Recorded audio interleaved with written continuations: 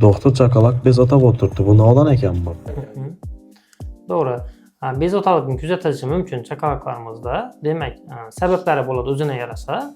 Birinchi sababi biza obyektivni ko'rgan holatimizda, demak, bolalarimizda qorinda dam bo'lishi mumkin. Ya'ni qorinni metabolizm hisoblanadi, dam hisoblanadi. Bemalol chaqaloqlarimiz, demak, qorin damini chiqara olmasdan bezovtalik ko'p bo'ladi. Agarda kuchanish bo'ladigan bo'lsa, ko'pgina biz endi chig'ilaveradi deymizda, kuchanish bo'ladigan bo'lsa, ko'pgina damini chiqara olmasdan, ichi kelmaydigan bo'lsa, ichi qataveradigan bolalarimiz bo'lsa, ko'pchilik bezovtalik shundan bo'ladi. Ikkinchi sababi, demak, tug'ilish vaqtidagi, demak, tug'ruq travmalari hisoblanadi, kelib chiqadi bu bezovtaliklar.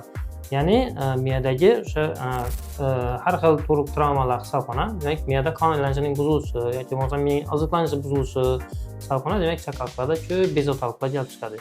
Uchinchi sababdan bezovtalik, demak, bizada hozirgi mavsumiy kasalliklar bo'lishi mumkin, o'tkir respirator kasalliklar bo'lishi mumkin, yoki bo'lmasam onaning pitaniyasi, ya'ni noto'g'ri ovqatlanishi hisoblanadi, kelib chiquvchi dispeptik buzilishlar hisoblanadi. Demak, bolalarda bezovtalik ko'p bo'ladi ekan.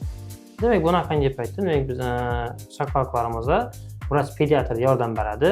Demak, men vrach pediatr Sherzod, demak, ona bola klinikasida o'z ish faoliyatimni olib bormoqdaman. Bemalol kelib uchrashishingiz mumkin, maslahatlarimizni beramiz. Bemalol.